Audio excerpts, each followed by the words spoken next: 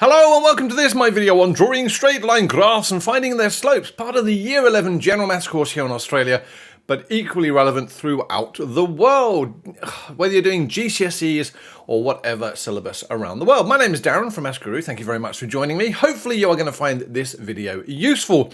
I try and break it down into easy to understand stuff with a lot of humour. Now, to be able to do these videos, if you can do me a massive favour and head over to YouTube and Maths Guru and actually subscribe, I would be deeply, deeply grateful. I get about 1 subscriber a day, which breaks my heart. It's probably my mother signing up for fake accounts.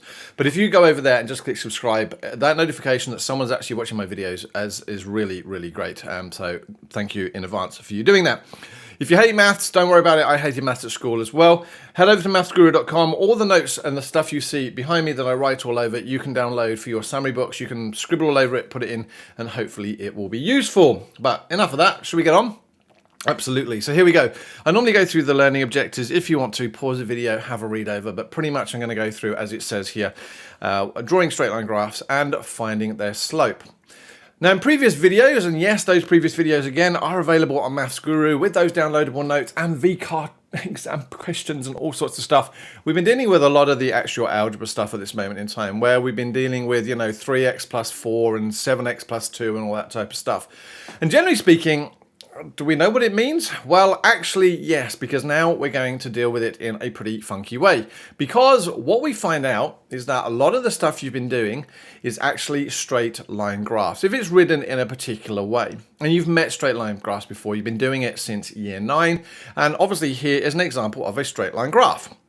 Now, the tricks to all of these questions are that all straight line graphs have 2 important pieces of information. Well, probably 4 important pieces of information, if I'm being honest. The first thing is what the axes are labeled. Right, now, generally speaking, we always turn around and go, it's X and Y, isn't it? But not always, because it might be volume and time, it might be age and height, and this sort of tricks people in general maths, right? But okay, that's the important stuff. Let's just go with the moment that the labels on the axes are really, really important. The next thing to notice is this point here. He says, doing it in highlighter now, this point here. That is the y-axis intercept. Right, and again, that is Barry making up ridiculous language. It's the point, or that it crosses on the y-axis, all right? Now, a lot of people get very tricked because it also, generally speaking, will cross on the x-axis. And if you remember, the x-axis is this one here. I don't really care, generally speaking, at the moment where it crosses on the x-axis, but I very much care where it crosses here, right? So that's one important piece of information, or the third one. And the last one is actually the slope of this thing. Right, now, if this was a hill and I was on it and I was at the very bottom planning to go up on it on my bike, see, look at that, great bike, yeah? I'm not going to be overly impressed. That slope looks pretty naff. But if I was on the top of it here, looking to run down it, that would be awesome, or skateboard or whatever else, then that would be great. So, but the angle of that thing, or the measure of that thing is called the gradient. And again, that's going to be massively important as well. So let's go back to this. There are lots and lots of ways of writing straight lines. All right, so that equation on the previous page, I could have written it in lots and lots of different ways. And in fact, here are just some of the ways that I can write straight line graphs. What is really important to notice is that, generally speaking, it always has to be y equals, and we are going to try and trick you. So if I took that first one there and wrote y minus 7 equals 3x, it is a massive trick, because we always try and get the y on its own. Then, believe it or not, we can read the gradient and the intercept from the equation, and that's sort of what we're going to do here. You'll notice here, they're trying to trick you, all right? We normally write the x term first, but for general maths, we don't, because we actually are trying to get you ready for year 12 general maths. So actually, we would probably want this equation here to be written as y equals 7 plus 3x, right? Same, right? 3x plus 7, 7 plus 3x, exactly the same thing. This one here we like. That one here, hold on a moment, there seems to be no number, all right? So it's just the 6x. Where's the plus 7 or the plus 4? Well, there is a number there. We're trying to trick you. It's actually a plus 0. And hopefully you'll realize that that graph there goes through the origin. Yes, and we'll come back to that in a moment. What about if I have just y equals or x equals? Have I made a mistake? Nope, they are absolutely straight lines, but they are tricks. Y equals 7, believe it or not, is a horizontal line through my graph at the y value of 7. X equals -3 means I'm actually got a vertical line through an x value of -3. More on that a little bit later on, but here we go. Here is a trick. Y plus 4 equals 2x. Nah, we want the y on its own. So I'd have to take away 4 from both sides. This one here, oh my goodness, we've got bunk beds, we've got fractions and all sorts of stuff. I'll come back to that later. But again, just realize that for this whole video, the y has to be on its own. Now, plotting points on a straight line graph is awesome because basically all you need to do is have an axis. You need to know a set of x values, and generally we'll tell you those in the question. And you need to know an equation. So y equals 4 minus x, for example. Or let's do 4 plus x to make it easy. Because what this equation means is to find any y value, and that's the up value, you do 4 and then add the value of the x. So in this situation, if my x value is 1, then I would be doing 4 plus 1 gives me 5. So when x is 1, my y value would be 5. What would happen when x is equal to 2? Well, when x equals to 2, 4 plus 2 gives me 6. So when my x value is 2, my y value is going to be 6. What about when x equals 3? So 4 plus 3 gives me 7. So when my x value is 3, my y value is going to be 7. And what do I notice? I've got 3 points. And what can I do with those 3 points? Join them together and make a straight line graph. Yes, absolutely brilliant. So if we give you an equation and we give you some x values, you can use the equation to find the y values. And remember, x values and y values are just coordinates. So we're finding ways of getting coordinates. So here we go. Plot the graph of y equals 1 plus 2x by forming a table of values of y and using x as 0, 1, 2, 3, and 4. Right, okay, so it seems like a lot of language here. But what they're really saying to you is draw a table. So hopefully this is going to be big enough. Now we know our table is always going to have x values and y values because we've got x on my graph here and y values here. And it also said in the question, let the x values be 0, 1, 2, 3, and 4. So 0, 1, 2, 3, and 4. Just made it. Right. How do I find my y values? Well, they've given me an equation. They've said the y values, it says, and it even reads this way. To find the y values, you do 1 plus 2 times the x values. Or take an x value, double it, and then add 1. Oh, so you got an x value of 0. So 2 times 0, 0, plus 1 gives me 1. So I've now got a coordinate. I'm not going to plot that yet. I'm going to do all my hard work first, do all of the table first, then come back. Right, so let's go back. What have we got now as my x value? Well, my x value is 1. So 1 times 2 is 2. Add the 1 gives me 3. So there we go. I'm going to do 3. What about the next one? My x value is now 2. So 2 times 2 is 4.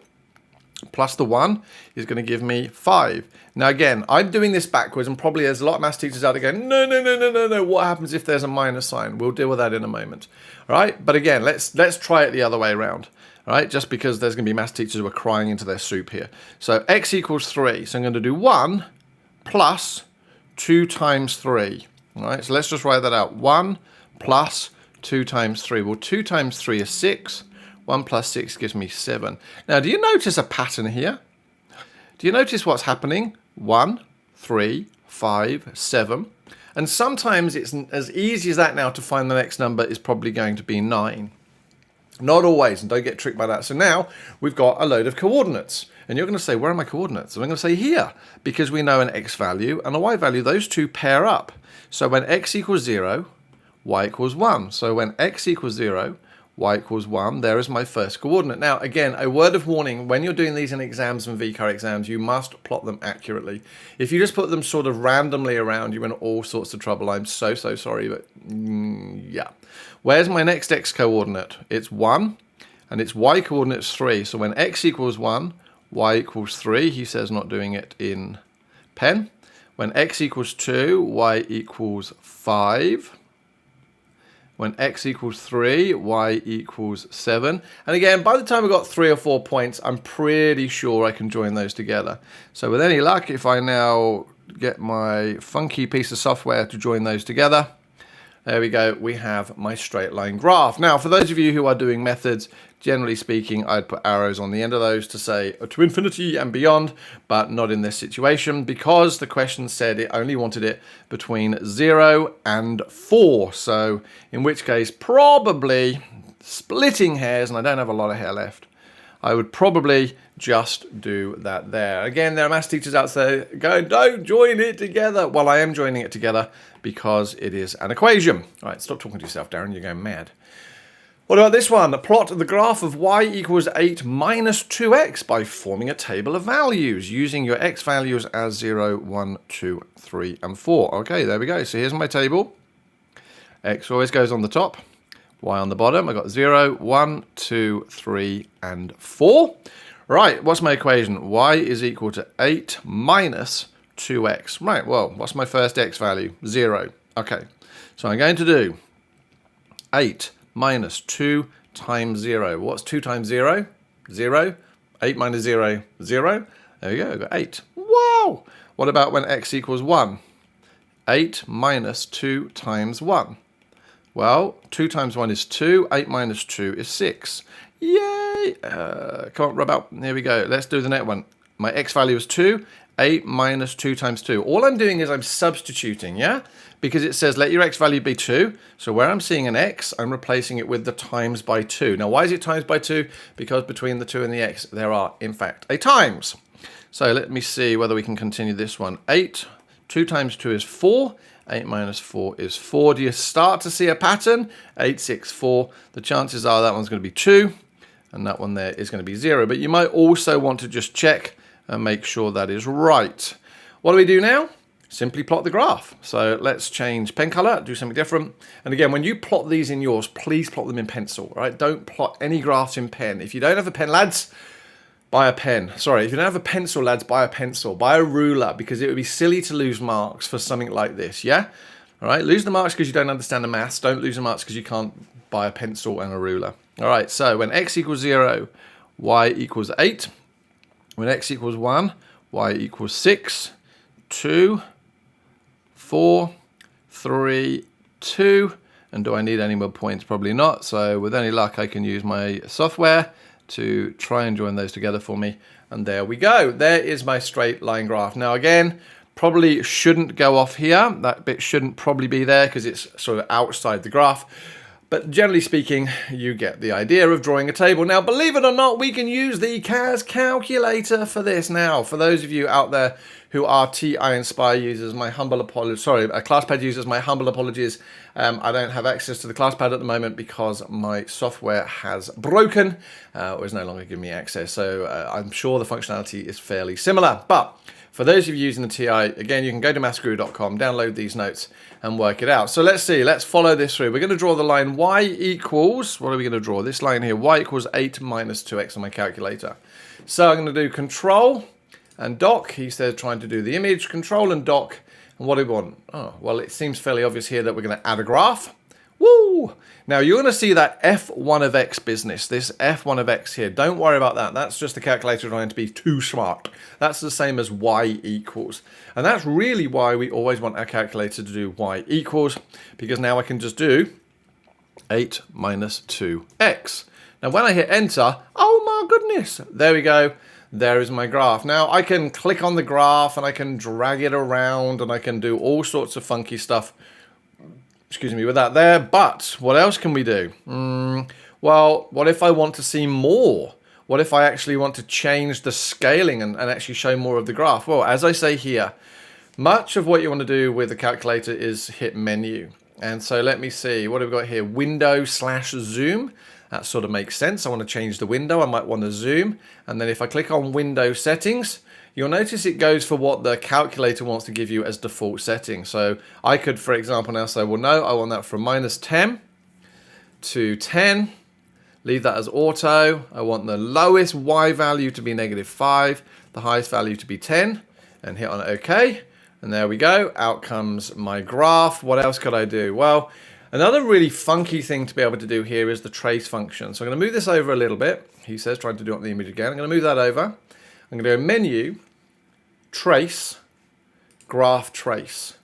And what do I suddenly notice? You'll notice there's this little cross down here, which when I move left and right, it moves up and down the graph. Now, generally speaking, you'll notice there that it came up with a 0. That's basically telling you where it crosses on the x-axis. That's really, really useful. Can we find out where it crosses on the y-axis? Well, if I keep hitting there we go, the y-intercept. And you're going to say, well, where's the coordinate point? And I'm going to say down here, f1, 0,8. Oh my goodness, that's amazing. All right, so I can basically track that up and down wherever I want, and it will give me certain values of points. But what if I wanted to know, I don't know, the normal coordinates, the useful coordinates? Well, as it turns out, oh, what's up on here? I don't want to do that one. Let's see whether we can get a table of values. That sounds good. So I'm going to go menu. And pretty much everything you do on your calculator, you want to do using menu. And I'm going to go, oh, table. Split screen table. And hold on, suddenly up comes all these values. And basically, if we start at the 0, that is there, the table of values I got earlier. So if I was to draw that out, all right, I'd have my x and y, and I'd have 0, 1, 2, 3, and 4. And my y values are 8, 6, 4, 2, and 0. So here at the top, you can see the x. And here you can basically just see the equation, 8 minus 2x. X values are 0, 1, 2, 3, and 4. Y values of 8, 6, 4, 2, and 1. So again, that's really, really useful if I want to get table or sort of values from there. Again, if I want to close it, I go menu, table, remove table, and we go back to the graph. So that type of stuff there is really, really important. Getting to know how to use a CAS calculator to do this type of stuff, massively important. As we go through this particular module of work, I'll be using the CAS more and more and more. Now, something else you need to know for gradients is whether they slope up or slope down, have no slope or infinite slope. So here we go. There are lots of examples. Let's deal with positive slopes first. So all of these graphs seem to slope up. All right, they slope up, but by different degrees or by different amounts. Yeah. Again, if I was going up that hill, quite happy. That hill, not so happy. That hill, no, thank you. I'll take a bus. All right. I don't even think a bus would get up that hill. But the point of it is, there is a difference there in the level of slope. What's important to note is that if a slope is horizontal, it has a 0 slope. That becomes really important later on. And if it has a vertical slope, it is what we call undefined, all right? So undef, or when I was at school, it was an infinite slope. So knowing and being able to see positive slopes, really, really important. Here are some negative slopes. Why is it negative? Because they're sloping down. Again, we are looking at these reading from left to right, like we read a book, okay? We always read from left to right. So positive slopes slope up, negative slopes slope down. That's really, really important. And then there are, in fact, slopes that are the same. What we notice here is these slopes are never, ever going to meet, right? They are parallel. That's the whole point of being parallel, right? All that seems to differ with these slopes is where they cross the y-axis. So again, that becomes really important. Now, slopes have a value, and we like to give the slopes a value so that we know basically how slopey it is. All right, a slope of this is 0, but as I tend to slope up and up and up and up and up, then those slope values go up. And you will have heard, you know, in previous years that the gradient is equal to rise divided by run. All right, so the gradient is the rise divided by the run. Now, what you need to do, therefore, is you would normally take 2 points on a line. You connect them by drawing a right angle triangle. All right, so you go across and then up. And then this value here is my run. And this value here is my rise. So if I color in that as green, and that is yellow, and color's great in your summary book, yeah? So in that situation, because my slope is going up, my value will be positive, and a plus VE just means positive. If I had 2 other points, let's say that, let's try and draw a line between them, and I drew a right angle triangle connecting them, what you'll notice here was that I actually went down first. Yeah, so I actually went down first, and then I went across. We always seem to go across from left to right, right? So we always seem to start here and go across, yeah? Or we started here by the time we got there and went across. So the cross values are always positive. But when I'm going up, it is positive. When I'm going down, it is negative. And again, that becomes important later on. So find the slope of the line through the points 1, 4, and 4, 8. Okay, so we've got our 2 points there. Let's see whether we can draw a right angle that's going to go between them. So there is there. Thank you very much. And let's see if I can go up there. Lovely. So I am now looking for my rise. So the question is, when I go across, bear with me, when I go across here, am I always positive? I'm always positive. By the time I get to there, am I then going up or am I going down? Well, I'm going up. So this value here would have to be positive, and that value there would be positive. And how do we read them off? Well, it starts at 1 and it finishes at 4. So it has gone 3 units across. Again, don't get tricked by the scale. Did you notice what I did here? I tried to trick you with a scale. Lots of people count squares. 1, 2, 3, 4, 5, 6. Now, right, so what about going up? I'm starting at, what is that point there? 4, and I'm ending up at 8. So I must have gone up 4. So therefore, my gradient is equal to the rise, which is 4, on the run, which is 3, and there we go. We actually leave it like that. Don't put it in your calculator, it's going to give you 1.33333333, or we wouldn't write it as 1 1/3. We would write it in that situation as a top-heavy fraction because it can't be cancelled down. Oh, another one. Find the slope of the line through the points 0, 10, and 4, 2. Well, once again, let's see what we can do. So I'm going to go across, and then I'm going to go down. Oh, what happened there? That was funky. Let's try that one again. Let's go down. Thank you very much. Now, let's do my highlighting. So across is always positive, but by the time I'm there, I'm going to go, am I going up or I'm going down? Well, I'm going down, so I'm going to write a minus sign there. And again, let's see how many squares it's gone across. It's gone from 0 all the way across to 4. So that's 4. And where's it gone? It's gone from 10 all the way down to 2. So that must be 8 squares. So there we go. So then in which case my gradient becomes equal to rise, which is minus 8, divided by the run, which is 4. In that situation, we can actually do some cancelling down because we know that 4 goes into 8 twice, so once and twice, and therefore we know that my gradient is going to be minus 2. Or we could write minus 2 on 1, but anything divided by 1 is always itself. So finding the gradient of the line is really, really important. And believe it or not, that is the end of this particular video. Thank you so much for watching it. Hopefully it has been useful. There are more videos coming in this series. Subscribe on YouTube if you can. Go over to Maths Guru, download the notes.